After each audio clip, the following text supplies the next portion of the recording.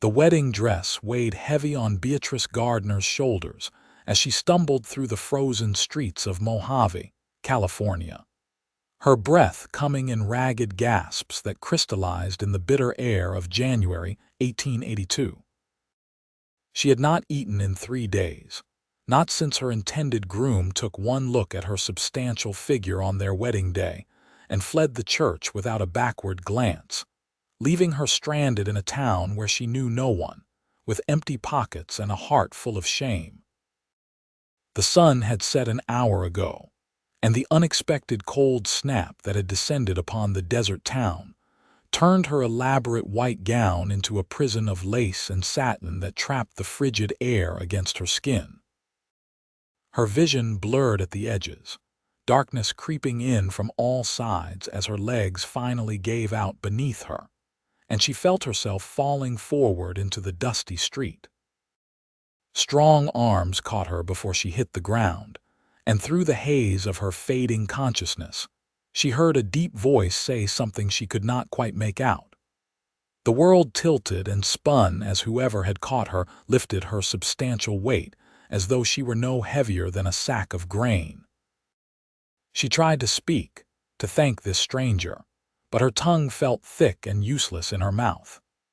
The last thing she registered before darkness claimed her completely was the warmth of another human being pressed against her frozen body, and the steady rhythm of boot heels against wooden planks. When consciousness returned to Beatrice, it came slowly, like dawn breaking over the desert. She became aware first of warmth, blessed warmth that seemed to seep into her very bones.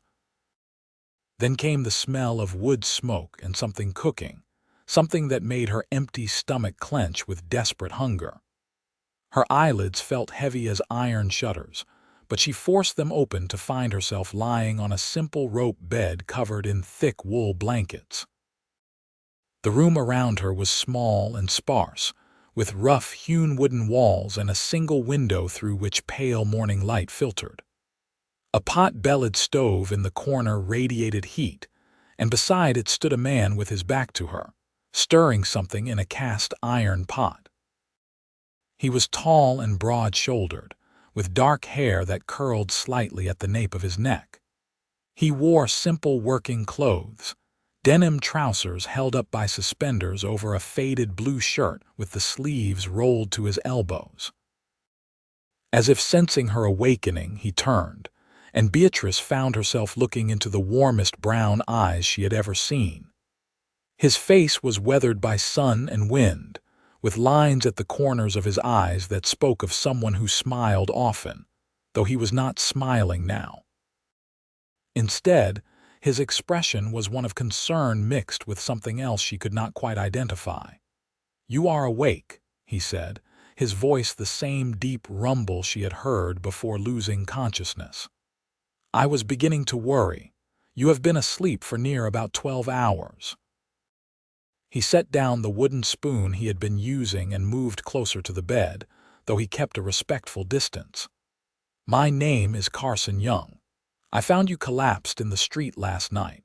You were half frozen and wearing a wedding dress, though there was no groom in sight." Beatrice tried to sit up, but her head swam and she fell back against the thin pillow. "Thank you," she managed to whisper, her voice hoarse and cracked. "I have no money to repay you for your kindness." Carson shook his head, pulling a simple wooden chair closer to the bed and settling into it with an easy grace. "I am not asking for payment. You needed help and I gave it. That is what decent people do for one another." He studied her face with those warm eyes. "What is your name? And how did you come to be wandering the streets of Mojave in a wedding dress in the middle of a cold snap?" The shame of it all came rushing back, and Beatrice felt tears prick at the corners of her eyes.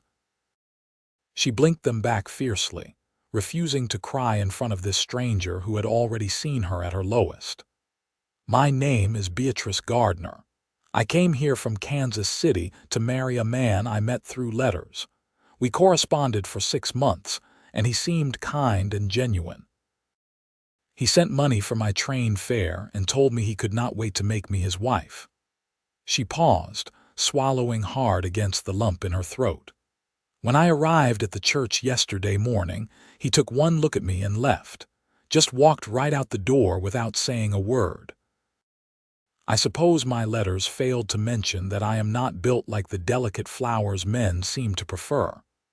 Carson's expression darkened with anger, though she sensed instinctively that the anger was not directed at her. "Any man who would do such a thing is no man at all," he said firmly. "He is a coward and a fool, and you are well rid of him regardless of the circumstances." "That may be true," Beatrice said, "but it does not change the fact that I am now stranded in a town I do not know, with no money, no prospects, and nowhere to go. I spent my last dollars on a proper dress for the wedding, thinking it would be worth it for such an important day." She laughed, but there was no humor in it. "I have made a terrible mess of everything." Carson was quiet for a long moment, his gaze thoughtful as he looked at her. Then he stood and went back to the stove, ladling what looked like thick stew into a chipped ceramic bowl. He brought it to her along with a spoon, and the smell of it made her mouth water so fiercely she thought she might faint again. "Eat this," he said gently. "We can talk more once you have some food in your belly. You are weak from hunger, and that is something I can remedy right now." Beatrice took the bowl with shaking hands, and for the next several minutes she ate with single-minded focus, hardly tasting the food in her desperation to fill the aching void inside her. The stew was simple but hearty, full of beef and potatoes and carrots, and it was the most wonderful thing she had ever tasted. Carson watched her eat without comment, then refilled her bowl when she finished, and then a third time before she finally felt the gnawing hunger begin to ease. "Thank you," she said again when she had finished, setting the empty bowl aside. "I cannot remember when anything has tasted so good. You are welcome." Carson took the bowl and set it on a small table by the window. "Now, about your situation. I am not a wealthy man, but I do all right. I work cattle for the ranch just outside of town, and I have this cabin that I rent from the owner. It is not much, but it is warm and dry, and there is always food on the stove." He paused, seeming to choose his words carefully. "I would like to offer you a proposition if you will hear me out." Beatrice felt her stomach tighten with apprehension. She had heard stories of men who took advantage of women in desperate situations, and while Carson seemed kind, she hardly knew him. "What sort of proposition?" she asked warily. "Nothing improper," Carson said quickly, as if reading her thoughts. "I am in need of someone to help around the place. I work long hours at the ranch, and I have little time for cooking and cleaning and mending.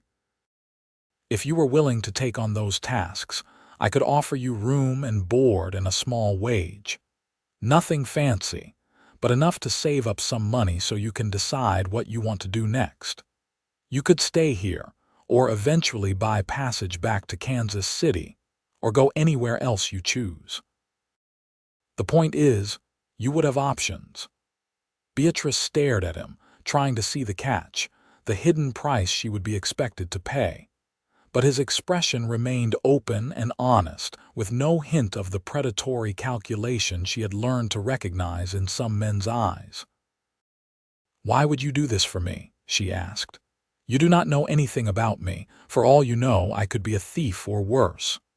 Carson smiled then, a small quirk of his lips that softened his entire face. "I reckon you are not a thief. Thieves do not generally wear wedding dresses while they work. As for why, well, I suppose I believe people should help one another when they can. I have been down on my luck a time or two myself, and I remember what it felt like when someone gave me a hand up instead of kicking me while I was down. Consider this my way of passing that kindness forward." It was more than Beatrice had dared hope for, more than she felt she deserved after making such a foolish decision to come west to marry a stranger. But pride was a luxury she could not afford, not when the alternative was starving on the streets. "I accept your offer," she said softly. "And I promise I will work hard to earn my keep. I am a good cook and a fair hand at mending, and I will do whatever needs doing." "I believe you," Carson said. He stood and retrieved a worn quilt from a trunk at the foot of the bed, draping it carefully over her blankets. "For now, though, you need to rest and get your strength back. We can worry about work tomorrow or the day after whenever you feel up to it. I will be sleeping in the barn while you are here, so you will have your privacy." "I cannot take your bed," Beatrice protested, but Carson was already shaking his head. "The barn is plenty comfortable, and I have slept in worse places. You need proper rest, and that means a proper bed. I will hear no argument about it." His tone was gentle but firm, leaving no room for debate. Beatrice felt tears threaten again, but this time they were tears of gratitude rather than shame. "Thank you, Carson Young. You have saved my life, and I will not forget your kindness." "You are welcome, Beatrice Gardner. Now get some rest. I will check on you later with more food and some water." He tipped his head to her in a gesture that was almost courtly despite his rough appearance, then gathered up his coat and hat and headed for the door. After he left, Beatrice lay back against the pillow and stared up at the rough wooden ceiling. Her mind was a whirl of thoughts and emotions. Less than 24 hours ago, she had been certain her life was over, that she would die alone and forgotten in a strange town where no one would even know her name. Now she had shelter and food and the promise of work, all because one kind man had chosen to help her instead of walking past her collapsed form in the street. She thought about Carson Young, about the warmth in his eyes and the gentleness in his voice despite his obvious strength. He was nothing like the man she had come to Mojave to marry. That man, whose name she now refused to even think, had been educated and refined in his letters, full of flowery prose about destiny and true love. But when faced with the reality of her appearance, he had shown his true colors. Carson, by contrast, seemed to be exactly what he appeared to be, no more and no less. There was an honesty about him that she found deeply appealing, but she warned herself against reading too much into his kindness. He had offered her work, nothing more. He was helping her because it was the right thing to do, not because he harbored any romantic feelings toward her. She would be a fool to let herself hope for more than that, especially after being so recently and thoroughly rejected. Better to focus on the work he had offered and on saving enough money to figure out her next step. With that thought firmly in mind, Beatrice closed her eyes and let sleep claim her once more. Over the next few days, Beatrice slowly regained her strength. Carson brought her meals 3 times a day, always hot and filling, and gradually the hollow feeling inside her began to ease. He was as good as his word about giving her privacy, sleeping in the barn and knocking before entering the cabin even though it was his own home. They talked during his visits, at first only about practical matters, but gradually about more personal things. She learned that Carson was 28 years old and had been working cattle since he was 14. He had grown up in Texas, but had drifted west looking for better opportunities. He had never been married, though he admitted with some embarrassment that he had come close once, before the girl in question had decided she preferred a shopkeeper to a cowboy. He loved the work he did, loved being outdoors and working with animals, even though it was hard and often thankless labor. In turn, Beatrice told him about her life in Kansas City, about the hat shop where she had worked making elaborate creations for wealthy ladies who looked through her, as though she were invisible. She told him about her parents, both dead now for several years, and about the loneliness that had driven her to answer that fateful advertisement seeking a mail-order bride. She found herself able to talk to Carson in a way she had never been able to talk to anyone else, and she wondered if it was because he listened without judgment, his attention fully focused on her words. On the fourth day after her collapse, Beatrice felt strong enough to get out of bed and insist on beginning her work. Carson had brought her a simple dress to replace the ruined wedding gown, explaining that his landlord's wife had passed away the previous year, and the man had been grateful to have someone take the clothes rather than letting them sit unused. The dress was plain brown calico, loose and comfortable, and it fit well enough with only minor adjustments needed. She began by cleaning the cabin, which was not as dirty as she had expected but could certainly benefit from a woman's touch. She scrubbed the floors and washed the windows and organized Carson's few possessions into something resembling order. Then she turned her attention to cooking, and that evening when Carson came in from the ranch, he found a proper dinner waiting for him: fried chicken and biscuits and green beans cooked with bacon. "This is wonderful," Carson said after his first bite, and the genuine pleasure in his voice made Beatrice's heart warm. "I have been living on stew and beans for so long I had almost forgotten what real cooking tastes like." "It is the least I can do," Beatrice said, sitting across from him at the small table. She had insisted that she would eat only if he allowed her to join him, rather than serving him like a servant. After some discussion, Carson had agreed, though she could tell it made him slightly uncomfortable to be waited on. They fell into a routine over the following weeks. Carson would leave before dawn to work at the ranch, and Beatrice would spend her days cooking and cleaning and mending his work clothes, which seemed to accumulate rips and tears at an alarming rate. In the evenings, they would eat together and talk, and Beatrice found herself looking forward to those conversations more than anything else in her day. She learned that Carson was not just strong and kind, but also surprisingly intelligent. He had taught himself to read and write, and had a quick mind that absorbed information like a sponge. He asked her endless questions about life back east, about cities and culture, and all the things he had never experienced. In return, he taught her about the land and the animals, about reading weather signs and tracking coyotes, and all the practical knowledge that came from a life lived close to the earth. The cold snap that had nearly killed Beatrice eventually broke, giving way to the more typical mild winter weather that characterized the desert. But even as the days grew warmer, Beatrice found herself in no hurry to move on. She told herself it was because she had not yet saved enough money, but deep down she knew the truth.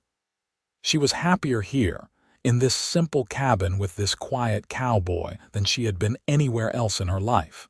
She tried not to let her growing feelings show. Carson had never given any indication that he saw her as anything other than a helpful addition to his household. He was unfailingly polite and respectful, but there was always a careful distance between them, as though he was determined not to overstep any boundaries. Beatrice told herself it was for the best, that she had no business hoping for more, but her heart seemed to have other ideas. One evening in late February, Carson came home later than usual, and Beatrice could tell immediately that something was wrong.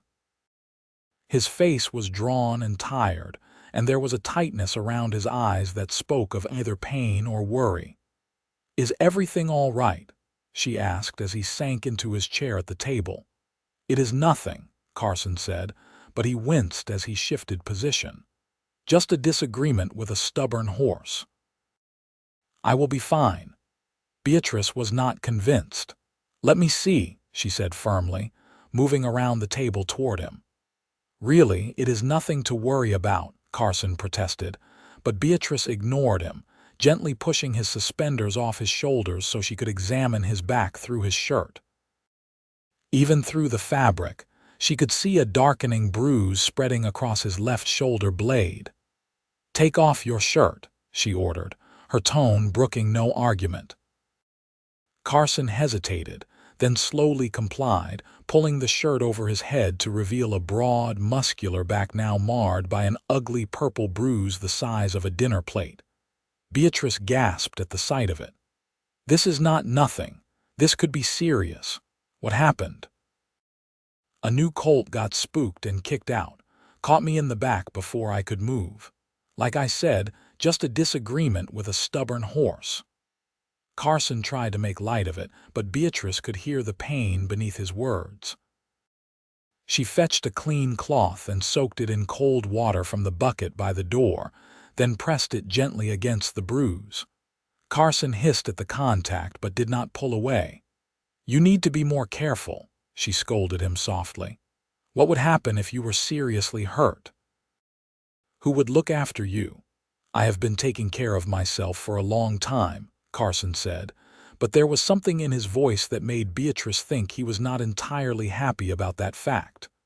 "Well, you do not have to anymore," she said before she could stop herself. "I am here now." Carson turned his head to look at her over his shoulder, and the expression in his eyes made her breath catch. "For how long?" he asked quietly. "You have been here almost 2 months now. You must have saved enough to buy passage back east or move on to somewhere else. I would not blame you if you wanted to leave. This is no kind of life for someone like you." Beatrice felt her heart begin to pound. "What do you mean, someone like me?" "Someone who deserves better than a cramped cabin and a cowboy who comes home smelling like horses." Carson's voice was rough with an emotion she had never heard from him before. "Someone who could have a real life in a real city, with fine things and cultured people." "I had that life," Beatrice said, her hand still pressed against his back, feeling the warmth of his skin through the cloth. "I worked in a hat shop in Kansas City, surrounded by fine things and cultured people who looked right through me as though I did not exist. I was more alone there than I have ever been in my life." She paused, gathering her courage. "Here, in this cramped cabin with a cowboy who smells like horses, I have been happier than I have any right to be.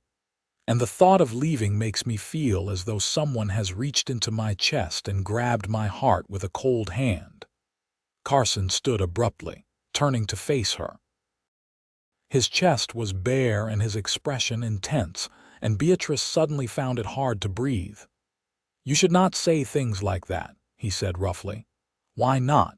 Beatrice asked, lifting her chin defiantly despite the fear churning in her stomach. "It is the truth." "Because I have been trying very hard not to care for you more than I should," Carson said, the words seeming to burst out of him against his will. "From the moment I caught you in the street, I have been fighting against it. I told myself I was just helping you because it was the right thing to do, that I would help you get back on your feet and send you on your way, and that would be the end of it. But every day you are here, it gets harder.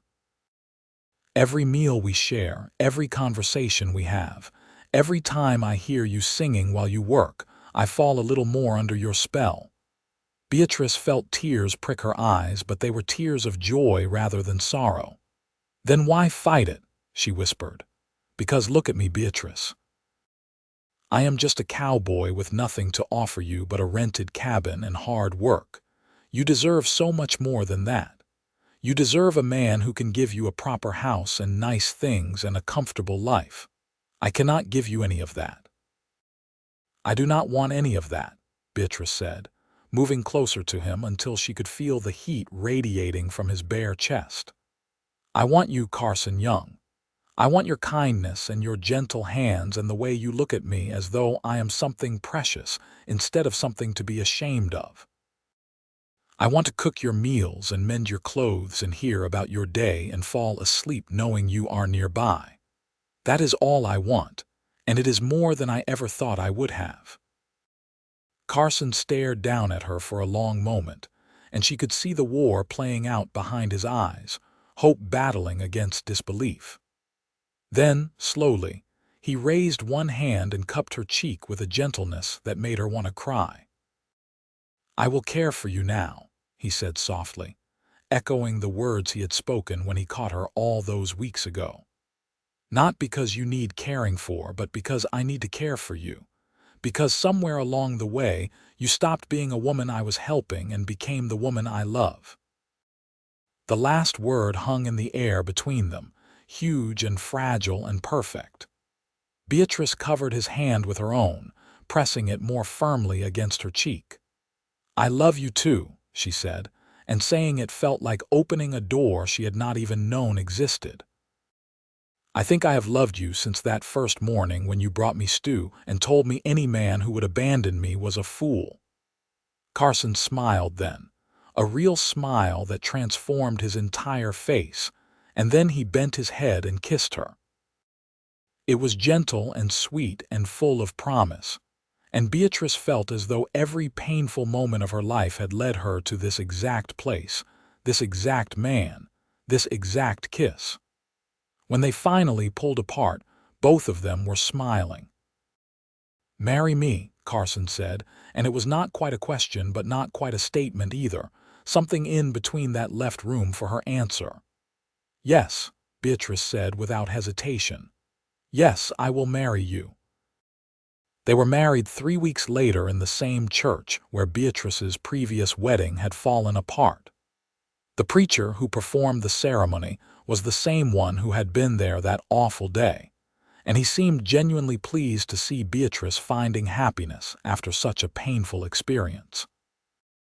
Carson wore his best clothes, simple but clean and neatly pressed, and Beatrice wore the brown calico dress that had been her first gift from him, declaring that she would never wear white again and did not need to anyway. What mattered was not the dress, but the man standing beside her, looking at her as though she was the most beautiful woman in the world. They had no guests except for a few of Carson's fellow ranch hands, rough men who nonetheless cleaned up reasonably well and seemed genuinely happy for their friend. After the brief ceremony, everyone returned to the cabin for a simple celebration with food Beatrice had spent the previous 2 days preparing. It was not fancy or elaborate, but it was warm and real and full of genuine affection, and that was worth more than any grand society wedding could ever be. That night, after the guests had left and they were finally alone, Carson carried Beatrice over the threshold of the cabin that was now truly theirs. He set her down gently and then just held her for a long moment, his arms wrapped around her substantial form as though she was something infinitely precious. "I am the luckiest man alive," he murmured against her hair. "We are both lucky," Beatrice corrected him softly. "Lucky that we found each other. Lucky that you did not walk past me that night. Lucky that we were both brave enough to admit what we felt." Their marriage settled into the same comfortable routine they had established before, but now it was deepened by the knowledge that this was permanent, that they had chosen each other and committed to building a life together. Carson still worked long days at the ranch, and Beatrice still managed the home, but now there was an ease between them that came from absolute trust and affection. As spring arrived and the desert bloomed with wildflowers, Carson began saving every penny he could spare. Beatrice noticed but said nothing, assuming he was putting money aside for some practical purpose like new tools or repairs to the cabin. She was therefore completely surprised when, on a warm April evening, Carson came home with a secretive smile on his face and announced that he had something to show her. He led her outside and around behind the barn, where Beatrice discovered a plot of land that had been freshly cleared and fenced. In the center of it stood 4 wooden posts marking the corners of what would clearly be a building. "What is this?" she asked, turning to Carson with wide eyes. "This is where our house is going to be," Carson said, and there was pride in his voice. "I talked to the ranch owner, and he agreed to sell me this land at a fair price. I have been saving up, and I have enough now to buy the materials and start building. It will not be fancy, but it will be ours, truly ours, not rented. A real home for us and for any children we might have." Beatrice felt tears streaming down her face, and she turned to throw her arms around Carson's neck. "You did this for us," she whispered. "I did this for you," Carson corrected gently. "You deserve a real home, Beatrice, a place that belongs to you and that no one can take away. I may not be able to give you a mansion, but I can give you this." They began work on the house the following week. Carson did most of the heavy construction with help from his friends at the ranch, while Beatrice focused on making sure everyone was fed and planning the layout of their future home. It was hard work and slow going since Carson could only work on it during his time off from the ranch, but gradually the house took shape. It was a simple structure, just 4 rooms downstairs and a loft above, but to Beatrice it looked like a palace. There was a proper kitchen with a good stove, a sitting room with a fireplace for cold nights, a bedroom for her and Carson, and a spare room that could be used for guests or, eventually, for children. The loft could serve as additional sleeping space when needed. By the time summer arrived in full force, the house was complete enough to move into, though there was still work to be done on the interior. Carson carried Beatrice over the threshold for the second time in their marriage, and they spent their first night in their new home lying on a blanket in the middle of the empty sitting room, staring up at the ceiling beams and talking about their dreams for the future. "I want to expand the herd," Carson said, his arm wrapped around Beatrice as she nestled against his side. "Start breeding our own cattle instead of just working someone else's. Build something we can pass on to our children someday." "That sounds wonderful," Beatrice said softly. "I want to plant a garden, grow our own vegetables, and maybe keep chickens for eggs. I have always wanted chickens." Carson chuckled, the sound rumbling through his chest beneath her ear. "Then you shall have chickens, as many as you want." "Just a few to start," Beatrice said. "We can see how it goes." As they lay there in the darkness, Beatrice felt a contentment so profound it was almost painful. Just 8 months ago, she had been collapsed in the street, certain her life was over. Now she had a husband she loved, a home of her own, and a future full of possibility. It seemed almost too good to be true, and part of her kept waiting for something to go wrong, for this happiness to be snatched away as suddenly as it had arrived. But days turned into weeks and weeks into months, and nothing went wrong. Their life together was not perfect because no life ever is, but it was good and real and built on a foundation of mutual respect and genuine affection. They had their disagreements, of course, usually about practical matters like how best to manage their limited resources or whether they could afford some small luxury. But they learned to talk through their differences, and they never went to bed angry with each other. By autumn, Beatrice realized she was pregnant. She had suspected for a few weeks but had not wanted to say anything until she was certain. When she finally told Carson, he picked her up and spun her around despite her protests that she was too heavy, his face alight with a joy so pure it made her heart ache. "We are going to have a baby," he kept saying, as though he could not quite believe it. "You and me, we are going to have a baby." The pregnancy was not easy. Beatrice suffered from severe morning sickness that lasted well into her 4th month, and as she grew larger, she found it increasingly difficult to manage her usual tasks. Carson hired a young girl from town to come help with the heavy work, freeing Beatrice to rest as much as possible. He fussed over her constantly, worrying about every little ache and pain, until Beatrice finally had to tell him firmly that women had been having babies since the dawn of time, and she was perfectly capable of doing the same. But despite her confidence, when her time came in late May of 1883, Beatrice was terrified. The midwife Carson had hired weeks in advance arrived quickly when labor began, but the birth was long and difficult. For nearly 20 hours, Beatrice labored while Carson paced outside, nearly wearing a hole in their new wooden floor. Finally, as dawn broke over the desert, the baby arrived with a lusty cry that could probably be heard halfway to town. "It is a boy," the midwife announced, wrapping the squalling infant in a soft blanket. A big, healthy boy.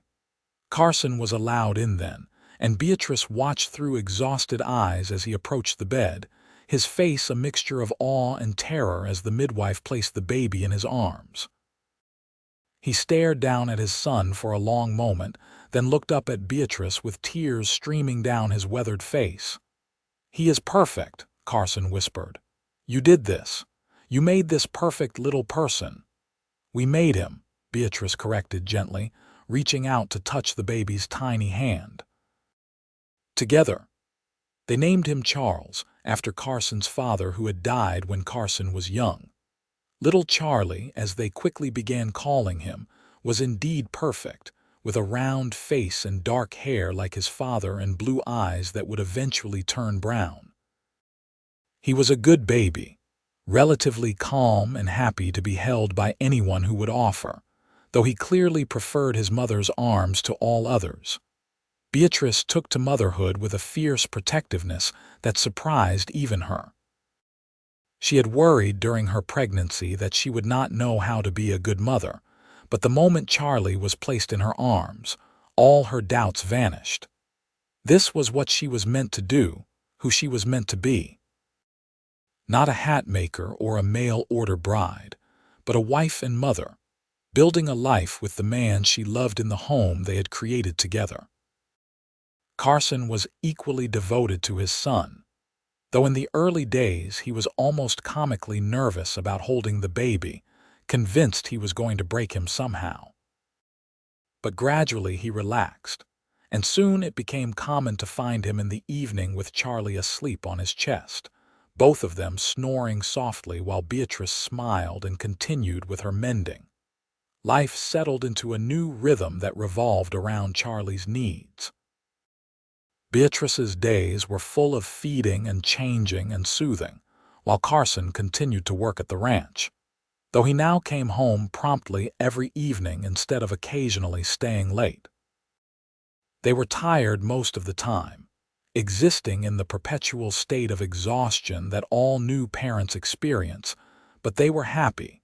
When Charlie was 6 months old, Carson came home one evening with news. "The ranch owner is selling off part of his herd," he told Beatrice over dinner while Charlie gurgled happily in his cradle nearby. "He is getting too old to manage such a large operation, and he wants to scale back. He has offered me first chance to buy 20 head of cattle at a good price. If I take them, we could start our own small ranch just like we talked about." "Can we afford it?" Beatrice asked practically. They had some savings but not a lot, and with a baby to care for, they needed to be cautious. "We can if we are careful," Carson said. "It will be tight for a while, but I have run the numbers, and I think we can make it work. In a few years, if we breed the cattle successfully, we could build up to a sizable herd. It would mean I could work our own land instead of someone else's. We would be building something for Charlie, something he could inherit and build on himself someday." Beatrice considered this carefully. It was a risk, no question about that. But then again, coming to Mojave had been a risk, and that had turned out better than she ever could have imagined. "If you think we can do it, then I trust your judgment," she said finally. "We will make it work, whatever it takes." They bought the cattle, and suddenly their small homestead became a working ranch, albeit a tiny one. Carson built a small barn and more fencing, and he spent his days managing their herd while still taking occasional work at the larger ranch to supplement their income.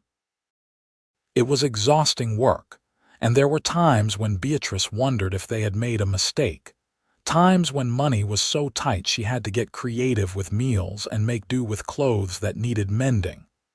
But slowly, gradually, their efforts began to pay off. The cattle thrived on the desert grassland, and when they were ready to sell their first calves, they made enough profit to buy more breeding stock. By the time Charlie turned 2, the herd had grown to 50 head, and they were starting to earn a real reputation as reliable ranchers. With success came new challenges. They needed more help managing the growing operation, so they hired a young man named Peter, who had just arrived from back east looking for work. He was green and inexperienced but willing to learn, and Carson took him under his wing much as someone had once done for him. Peter lived in the old cabin that had been Carson and Beatrice's first home, and he quickly became part of their extended family, joining them for meals and celebrations. Charlie grew into a lively, curious toddler who loved following his father around the ranch, his little legs pumping hard to keep up with Carson's long strides. Beatrice often watched them from the kitchen window, her heart full at the sight of her tall husband shortening his steps to match his son's, patiently explaining everything they saw. Carson was a wonderful father, patient and kind but firm when necessary, and watching him with Charlie made Beatrice fall in love with him all over again. On their 3rd wedding anniversary, Carson surprised Beatrice with a small party. He had secretly invited several neighbors and friends, and Beatrice came home from a rare trip to town to find her house full of people and food and laughter. It was not the kind of elaborate social event she had once attended in Kansas City, but it was warmer and more genuine, filled with people who cared about them and were genuinely happy to celebrate their marriage. Later that night, after everyone had left and Charlie was asleep in his bed, Carson and Beatrice sat together on the porch of their house, watching the stars emerge in the darkening sky. "Do you ever regret it?" Carson asked quietly. "Staying here, marrying me, choosing this life?" Beatrice turned to look at him, taking in the beloved lines of his face, the strength in his shoulders, the gentleness in his eyes. "Not for a single second," she said firmly. "This life, this place, you and Charlie, this is everything I never knew I wanted. I was so lost before I came here, just drifting through life without any real purpose or connection. You gave me all of that. You gave me a home and a family and a reason to wake up happy every morning." Carson pulled her close, and they sat together in comfortable silence, his arm around her shoulders and her head resting on his chest. "I tell you what I do regret," Beatrice said after a while. "What is that?" "I regret that awful man who left me at the altar. Not because I wish I had married him, but because I wish I could find him and thank him.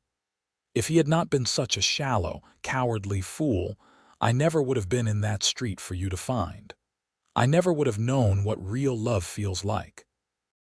So in a strange way, I owe him everything, even though he hurt me terribly at the time." Carson chuckled softly. "That is a generous way to look at it. Personally, I still think he is a fool, but I am grateful for his foolishness every day of my life." The years continued to pass, each one bringing new changes and challenges. Their ranch continued to grow, and by the time Charlie started school in town at age 6, they had over 100 head of cattle and had hired 2 more hands to help manage them. The ranch was successful enough that they were able to make improvements to the house, adding another room downstairs and expanding the barn. Beatrice had hoped to give Charlie siblings, but after 2 miscarriages that left her heartbroken and exhausted, the doctor advised her that having more children might be dangerous for her health. It was a bitter disappointment, but Beatrice tried to focus on gratitude for the healthy child she did have rather than mourning the children who would never be. Carson, for his part, never once made her feel like she had failed him. "We have Charlie," he said firmly when she tried to apologize for not being able to give him more children. "We have a wonderful son and a good life in each other. That is more than most people ever get, and I will not take it for granted by wishing for more. Charlie grew into a sturdy, serious boy who loved the ranch and showed every sign of following in his father's footsteps. He learned to ride almost before he could walk properly, and by the time he was 8, he was helping with actual ranch work, not just following along pretending. Beatrice sometimes worried that he was growing up too fast, taking on too much responsibility too young. But Carson assured her that learning to work hard was one of the best gifts they could give their son. When Charlie was 10, a new family moved to Mojave, and they brought with them a daughter named Sarah who was just Charlie's age. The two became fast friends, and Beatrice found herself amused by the way her serious, practical son would turn slightly pink whenever Sarah was around. "He is too young for that," Carson said when Beatrice pointed it out, but he was smiling. "They are the same age we were when we married," Beatrice reminded him. "That was different," Carson protested. "We were adults." "Barely," Beatrice said with a laugh. "You were 28 and I was 23. Not exactly ancient." "Still," Carson said stubbornly, "Charlie is too young." But as the years passed and Charlie moved through his teenage years, it became clear that his friendship with Sarah was deepening into something more. Beatrice, remembering her own painful experience with love and marriage, made sure to have frank conversations with Charlie about choosing a partner and treating women with respect. Carson, meanwhile, awkwardly attempted to have other important conversations with his son, to Beatrice's amusement and Charlie's mortification. By the time Charlie turned 18 in the spring of 1901, he had grown into a tall, strong young man who was the image of his father in both appearance and temperament. He was kind and hardworking and honest to a fault, and Beatrice was fiercely proud of the man her son had become. So when Charlie came to his parents one evening and announced that he had asked Sarah to marry him and she had accepted, Beatrice's heart was full even as her eyes brimmed with tears. "Are you sure?" Carson asked, his voice gruff with emotion. "Marriage is a serious commitment, son. You are young to be taking such a big step." "I am the same age you were when you saved Ma," Charlie pointed out reasonably. "And I have been in love with Sarah since I was 10 years old. I do not need more time to know that she is who I want to spend my life with." Beatrice reached across the table and took her son's hand. "Then you have our blessing and our support. Sarah is a wonderful young woman, and we will be proud to welcome her into our family." The wedding took place in August, and it was a joyous affair that brought together seemingly everyone in Mojave and the surrounding area. Beatrice cried through the entire ceremony, remembering her own wedding nearly 20 years earlier and marveling at how much had changed. She was no longer the desperate, broken woman who had collapsed in the street. She was a successful rancher's wife, a mother, a pillar of the small community. And all of it was because one kind man had chosen to help her instead of walking past. After the wedding, Charlie and Sarah moved into the old cabin, which had been renovated and expanded over the years. They would work the ranch alongside Carson and Beatrice, gradually learning to take over the operation as Carson and Beatrice grew older. It was a good arrangement, one that allowed the young couple independence while still keeping the family close. 2 years later, Beatrice became a grandmother when Sarah gave birth to twin girls. Watching Carson hold his tiny granddaughters, his weathered face soft with wonder and love, Beatrice felt as though her heart might burst. They named the babies Rose and Ruth, and they were perfect in every way. As Beatrice moved into her 40s and then her 50s, she sometimes thought back to that awful day when she had been abandoned at the altar. It seemed like a lifetime ago, like something that had happened to a completely different person. In a way, she supposed it had. The woman who had collapsed in the street had been lost and afraid, and convinced she had no value because of how she looked. The woman she was now knew better. She knew that her value came not from her appearance but from her actions, from the love she gave and received, from the life she had built with Carson. Carson, too, had changed over the years, his dark hair going gray and his face gaining new lines, but the warmth in his eyes when he looked at her never dimmed. He still made her feel precious and cherished, still caught her hand when they walked together, still kissed her goodnight every evening without fail. Their love had deepened and matured, becoming something solid and unshakable, tested by years and challenges and never found wanting. When Beatrice turned 55, Carson threw her a surprise party that rivaled their anniversary celebration years earlier. The house was full of friends and neighbors, and Charlie and Sarah brought the twins, who were now lively 3-year-olds who kept everyone on their toes. As Beatrice looked around at the faces of all these people who had become her family, she felt overwhelming gratitude for the strange path her life had taken. After the party, as they were getting ready for bed, Beatrice caught Carson watching her with a particular expression on his face. "What is it?" she asked, smiling at him. "I was just thinking about that night I found you," Carson said softly. "You were lying in the street in that ridiculous wedding dress, and I did not know who you were or anything about you, but I knew I had to help you. I thought I was just doing the right thing, being a decent human being. I had no idea I was catching the woman who would become my whole world." Beatrice crossed to him and wrapped her arms around his waist, resting her head against his chest as she had done countless times over the years. "I never believed in fate before I met you," she said quietly. "But I cannot help thinking that somehow we were always meant to find each other. Maybe not in the way it happened, but somehow, some way we would have met." "Maybe so," Carson agreed, his arms tightening around her. "But I am glad it happened the way it did. I am glad I was there that night. I am glad you stayed.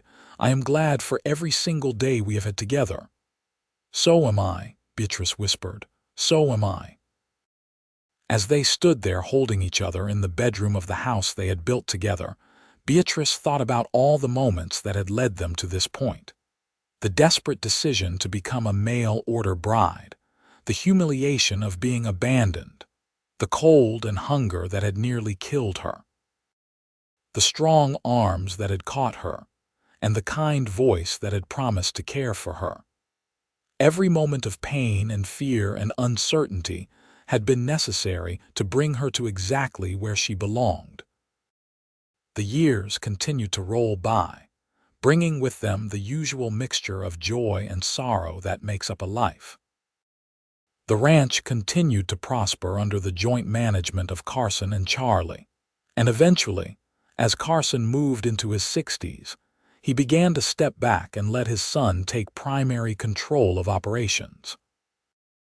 It was not always easy for Carson to relinquish the work he had devoted his life to, but he was wise enough to recognize when it was time. Beatrice, too, found herself with more leisure time as Sarah took over more of the household management.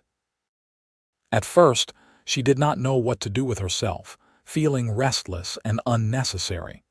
But gradually she discovered new interests. She began keeping bees and making honey to sell in town. She started a small lending library in her home, encouraging the children in the area to develop a love of reading. She became known throughout the region as someone who could be counted on to help with births or illnesses, her calm competence making her a welcome presence in times of crisis. The twins grew into beautiful, intelligent young women who seemed determined to do everything their way, rather than following the traditional paths expected of them. Rose decided she wanted to be a teacher and went off to San Francisco to attend normal school, shocking half the county with her ambition. Ruth, meanwhile, showed a gift for working with horses and declared her intention to start a breeding program on the ranch. Charlie and Sarah supported both their daughters, a fact that made Beatrice proud of the parenting they had done. When Carson turned 65, he began to have problems with his heart. The doctor in Mojave, who was much better trained than the old sawbones who had been there when Beatrice first arrived, explained that a lifetime of hard physical labor had taken its toll. He prescribed rest and reduced activity, orders that Carson followed grudgingly and incompletely. Beatrice watched over him like a hawk, making sure he did not overdo it, though she knew he still snuck out to the barn when he thought she was not looking. One evening in the spring of 1916, as they sat together on their porch watching the sunset paint the sky in shades of gold and crimson, Carson took Beatrice's hand in his. His grip was not as strong as it once had been, and his fingers trembled slightly, but the gesture was as tender as ever. "I have been thinking about what comes next," he said quietly. Beatrice felt her heart clench with fear, but she kept her voice steady. "What do you mean?" "I mean that I am getting older and my body is not what it used to be. The doctor says I could have another 10 years or another 10 days. There is no way to know." Carson looked at her, and even now, even after all these years, the love in his eyes took her breath away. "But whatever time I have left, I want to make sure you know how grateful I am. Grateful that I found you, grateful that you stayed, grateful for every moment we have shared." "You do not talk like that," Beatrice said fiercely, even as tears streamed down her face. "You are not going anywhere. We have many more years together." "Maybe we do," Carson said gently.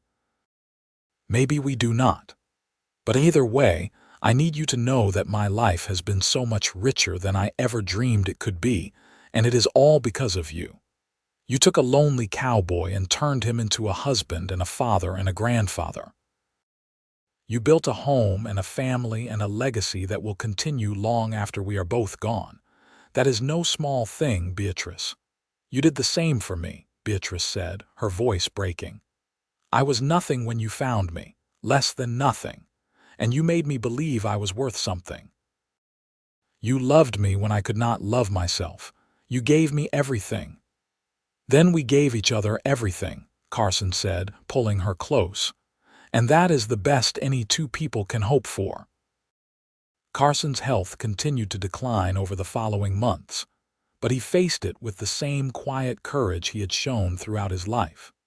He made sure all his affairs were in order, ensuring that Beatrice would be taken care of and that the ranch would pass smoothly to Charlie.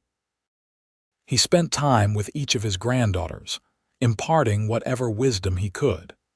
And every night, he held Beatrice close and told her he loved her, as though each declaration might be his last.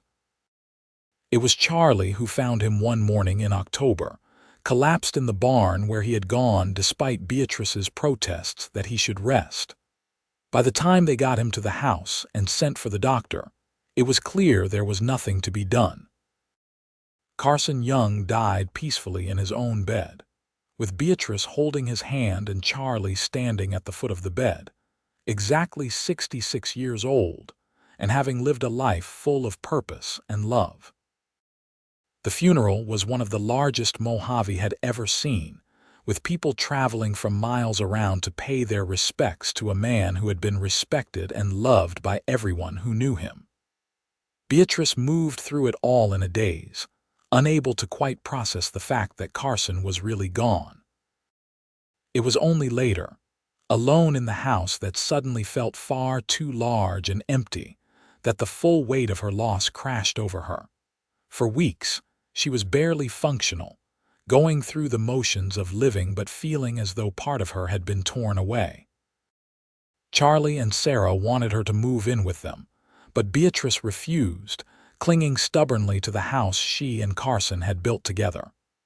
Slowly, painfully, she began to find her way through the grief, learning to live with the hole Carson's absence had left in her life.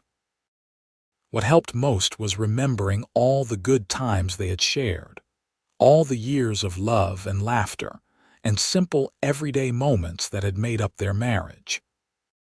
She would sit on the porch where they had spent so many evenings together and talk to him as though he could hear her, telling him about her day and about Charlie and the granddaughters and all the small happenings of ranch life.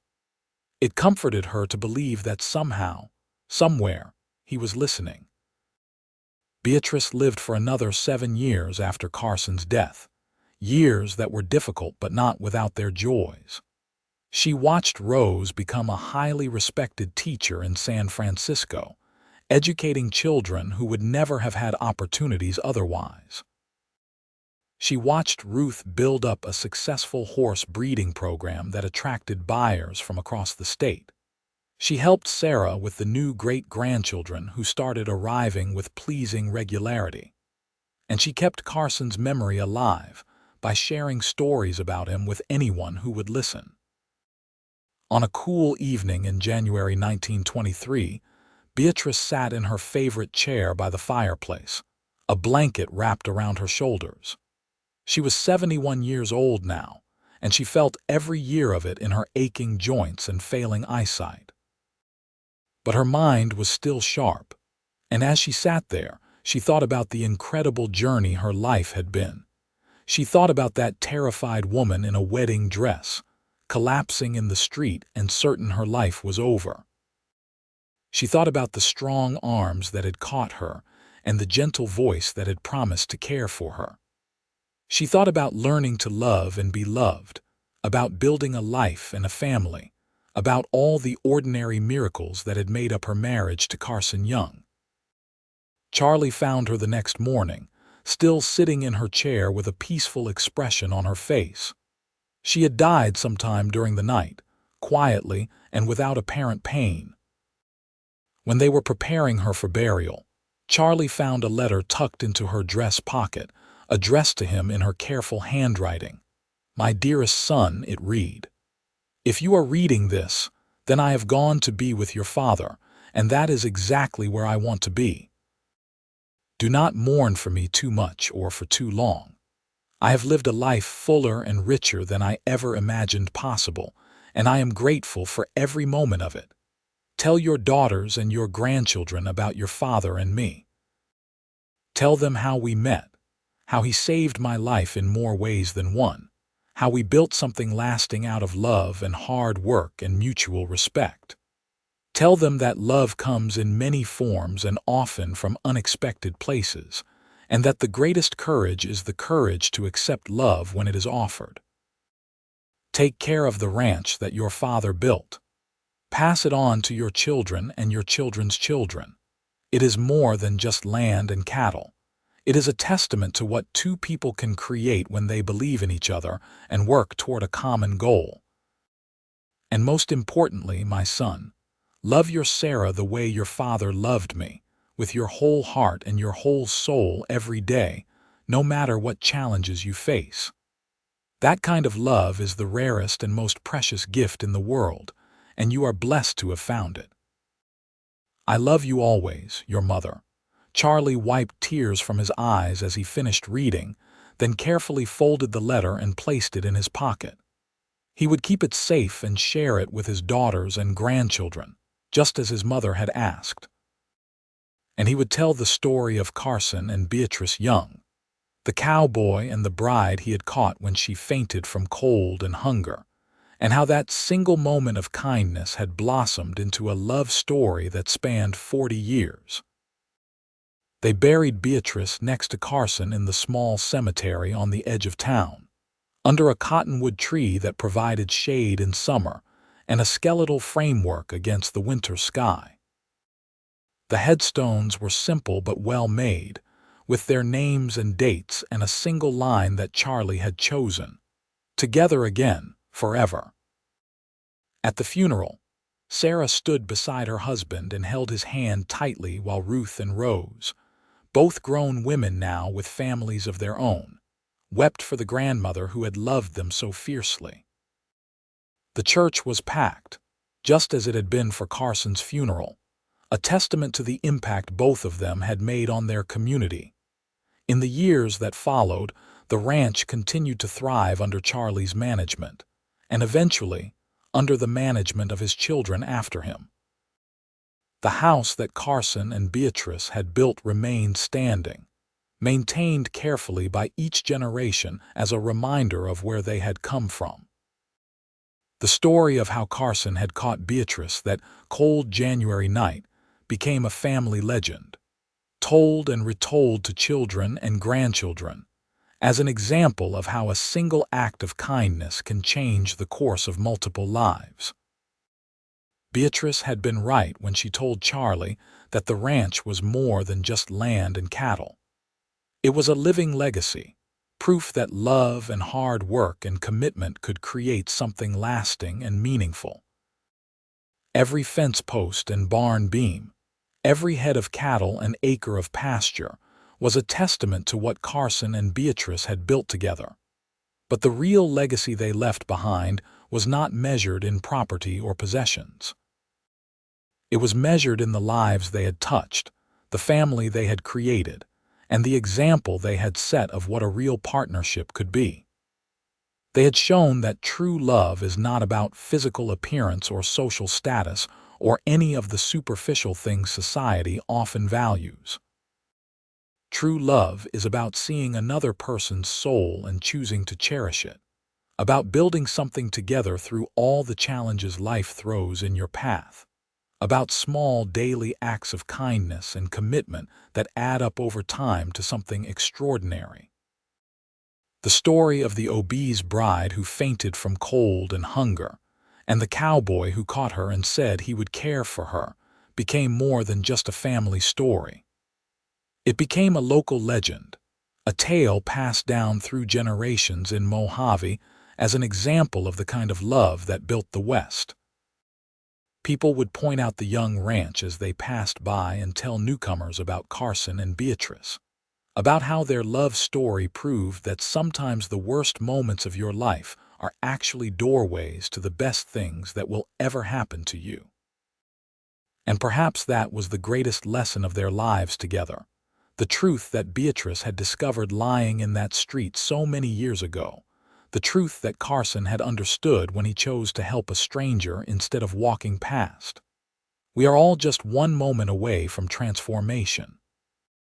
One act of kindness, one choice to help rather than ignore, one decision to take a chance on love even when it seems impossible can change everything. Carson and Beatrice's life together proved that the person who saves you and the person you love can be one and the same, and that sometimes the greatest romances begin not with flowers and poetry, but with simple words. I will care for you now, spoken in the darkness by someone who means them with their whole heart.